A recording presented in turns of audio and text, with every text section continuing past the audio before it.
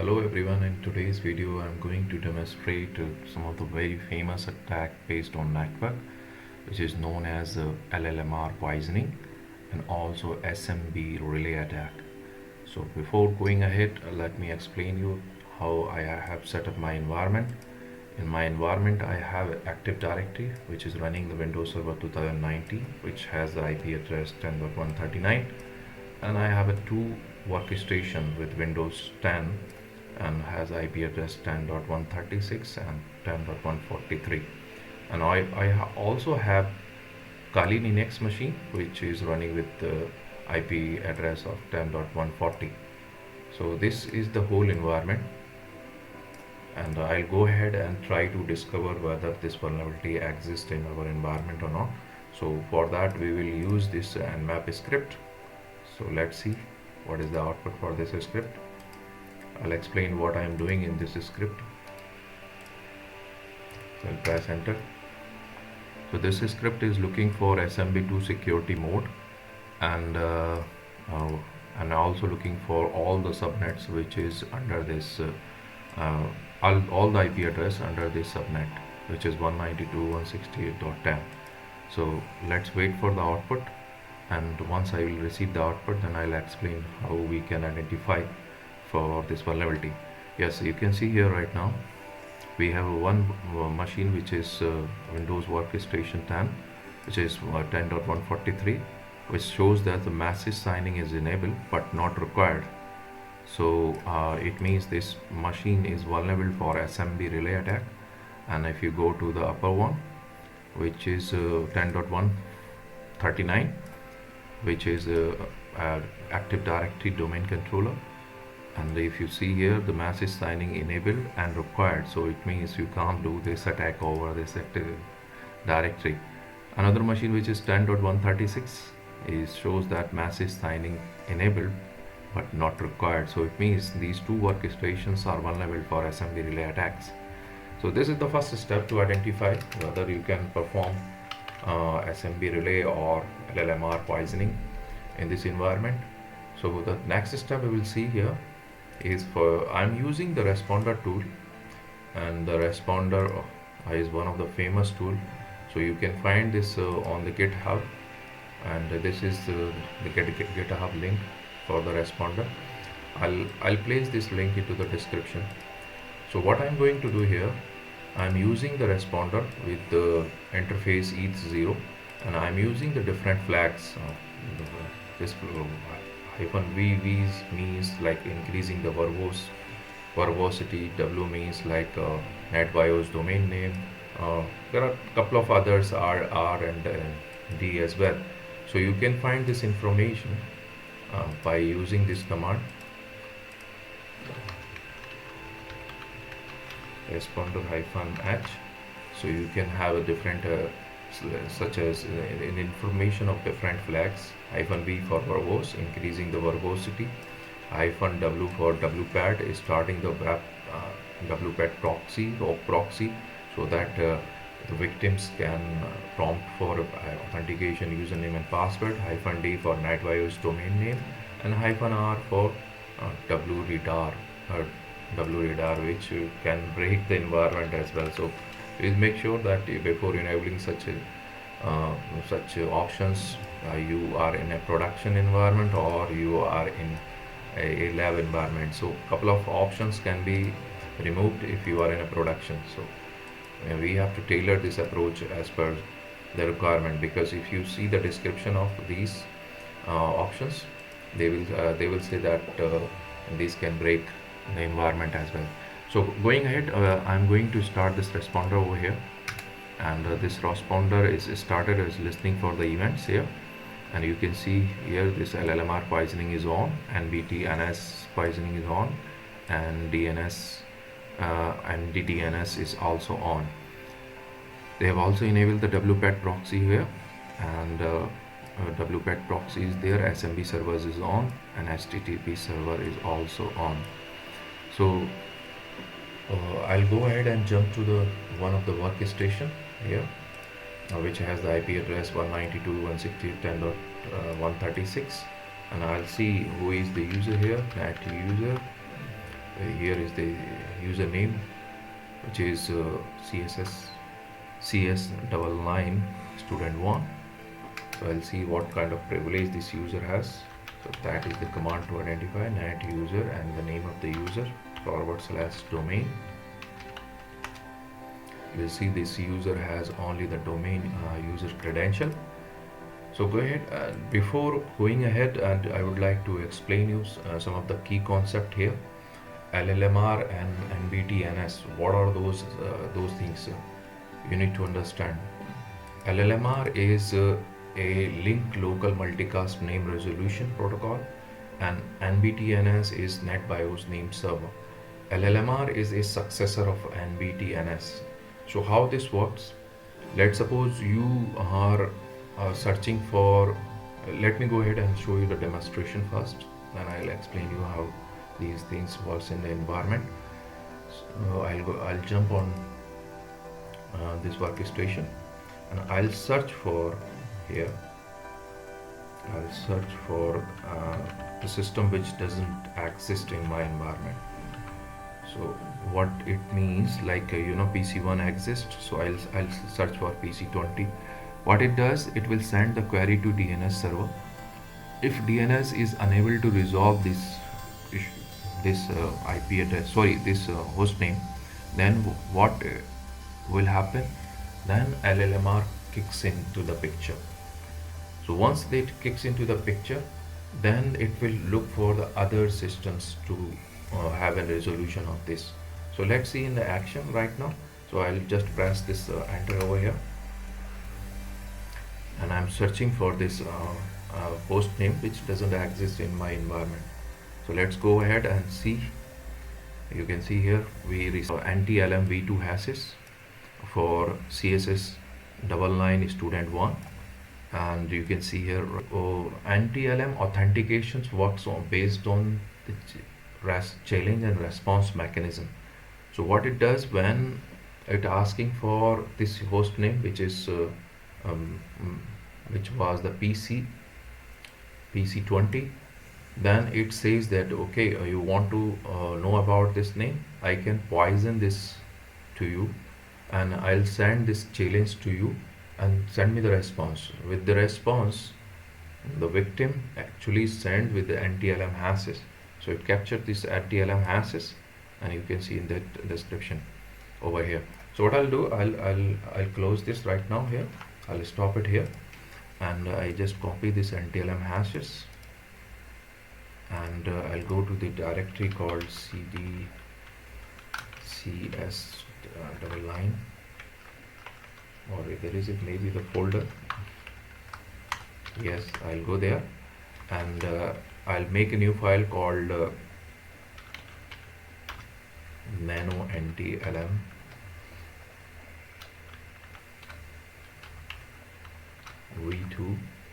v2.txt, and I place these hashes over there because I would like to crack these hashes using the utility called Hashcat.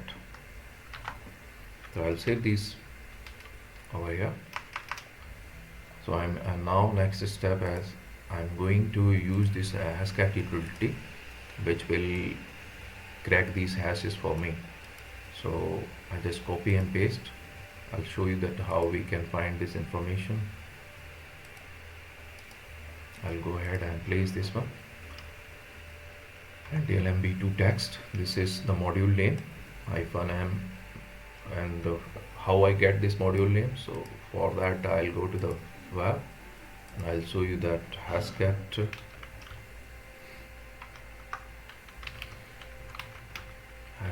wiki. In the Hashcat wiki you can find the modules, which module you can use for that one, and I am looking for NTLM v2. So you can see here that NTLM v2 has the module name 5600 module name. So that's what I am using here, module name, and the file which you have the NTLM v2 hashes, and the directory or the file name for cracking this password. I'm using the ROQ, You can find this on the GitHub as well, or in your, and I'm forcing this to brute force.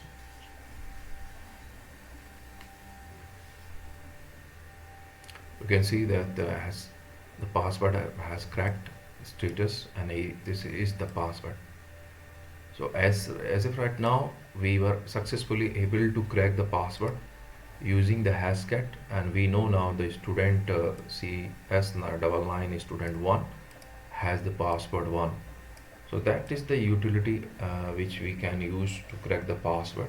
There is another way to to go ahead and use this attack, which is called the NTLM relay access, so that I can capture this hash and use this to log into the other system. So in order to work that, we have to do a couple of changes over here. So first change is we need to go to the responder, and we have to edit these two files. So I'll go ahead and change these two values. This is the setting file which is open here, responder.config, and if you see here, we have to disable the HTTP and SMB. So I'll make this off, and where is SMB? SMB is here. So I'll make this off, and I'll save this file and close this file as well. Once I close this, then I have to use another utility called NTLM. If you see here, the utility name called NTLM Relayx. This utility is the part of Impacket. So also you can find this Impacket tool here on the GitHub. I'll place this link into the description. What it does, it will capture the NTLM relay and try to authenticate to the other systems and use those NTLM hashes to log into the other systems.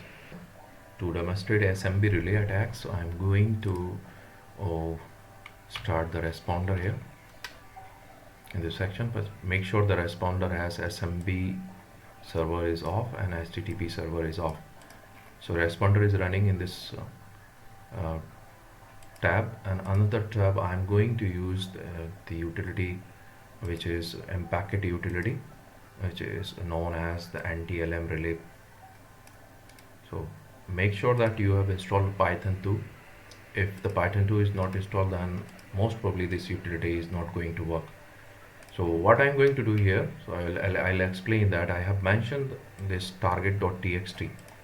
So before running this command, I'll go ahead to that for what is the target.txt.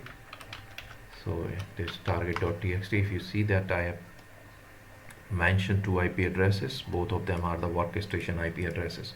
So what I'm going to do in this under this command is I'm telling that the relay whatever the NTLM hash you will receive, and try to target on this, and which supported SMB2 and I for interaction, means interactive mode.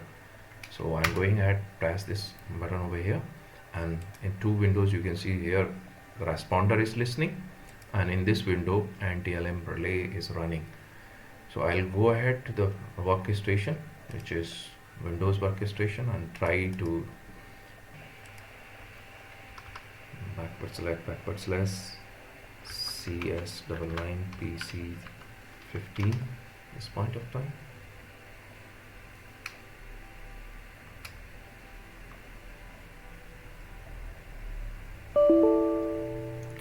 We get an extended error, and we'll go the Kali Linux machine and see what's going on here.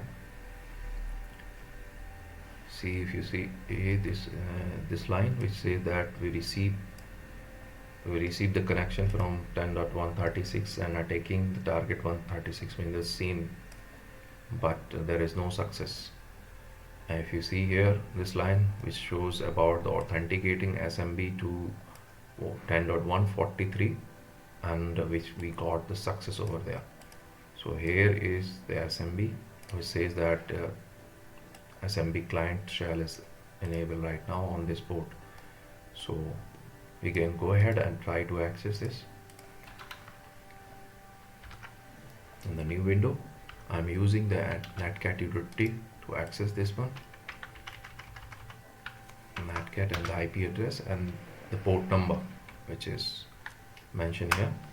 And go ahead and type this. As you can see, we got the prompt. We can type help. We can ask for the shares, what kind of shares they have. So you can see here the admin share and C share, IPC share, and project data is also shared over this. So this is the way to leverage NTLM relay and using the SMB to log into the other machines. So that's the biggest vulnerability which I have seen because of this NTLM v2. And what is the reason why everybody is not using the Kerberos in this time when the Kerberos is promoted by the Microsoft? Since most of the legacy environment or legacy application they relies on NTLM, and that's the reason once they relies on NTLM they fall back to from Kerberos to NTLM. In next section, what I'm going to do, I'm going to block these attacks by using the Active Directory. Means how we can mitigate such kind of attacks by using Active Directory. So without further delay, I will go ahead and stop this, and I'll also stop this as an LLMNR poisoning at this point of time, and I'll clear this screen, also clear this screen as well. The first step which is recommended by Microsoft, that to enable the digital signing for SMB. So how we can enable digital signing for SMB? For that I'll show you in the Windows Active Directory. So I'm going to log into the Windows Active Directory here.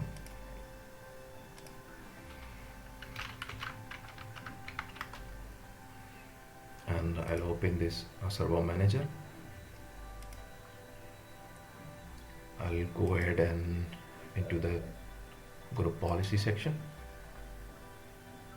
I'll create a new group policy object, and name this group policy object is SMB signing disable. So I put this name, and I'll go ahead and double click on this, and you need the permission on the GPO folder. Yes, now we have. I'll go ahead and click added on this group policy object. For disabling LLMNR, I have to go to the local computer, and then I'll go to that computer configuration under that you see here policies. For local computer, here is the administrative templates. The path is this, you need to remember the path, that's the key here. And you will go to the network here. Under the network we have the DNS client area. Under the DNS clients, here is the option for LLMNR. For turn on multicast, so we will enable this. So you can see that it is related to LMR.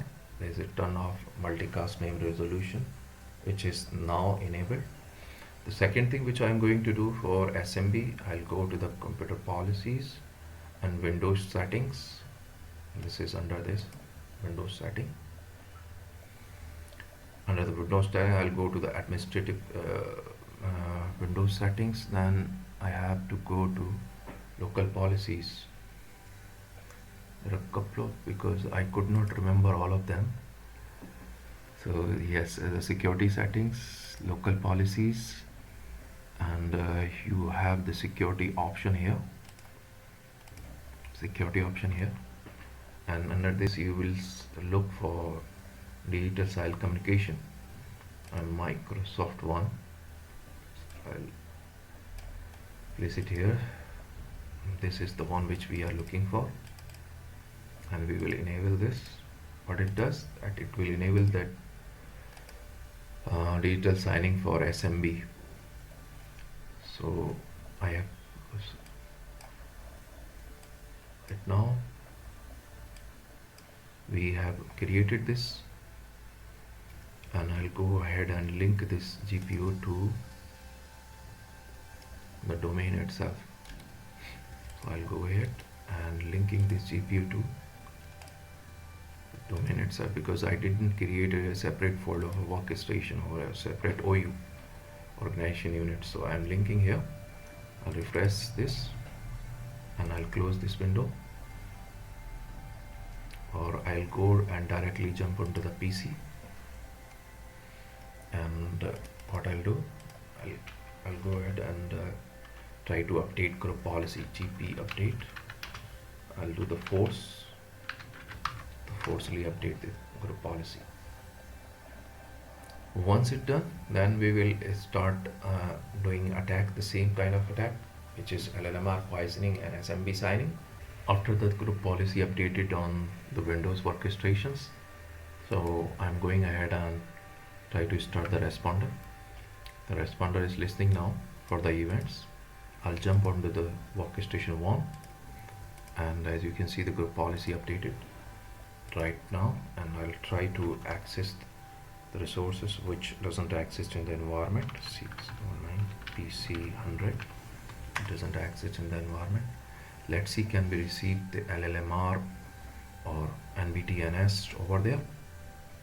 See that we didn't find this resource, so we'll go ahead and see over there.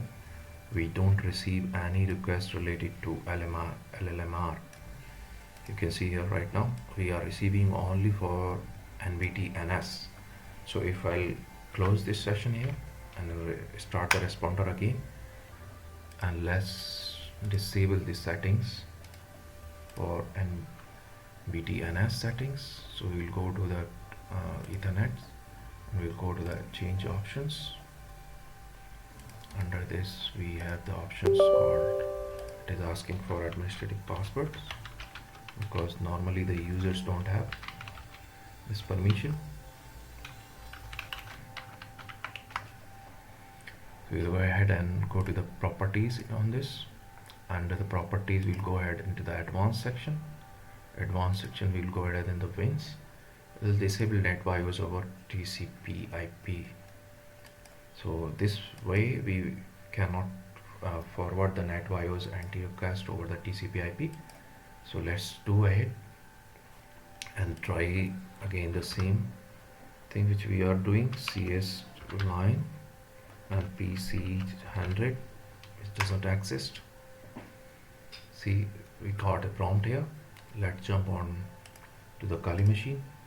See, right now we didn't receive any response or any events, either with related to LMR or nor with related to NBT NS. So this way you can harden your environment and reduce the attack surface for the attacker, and strengthen your security controls by just simply creating a policy onto your domain controller, and which can disable the LLMNR throughout the organization and enable that SMB digital signing on, because that may break some of the things, but make sure that enabling the SMB signing is as a pre-planned activity, because that might impact on some of the application.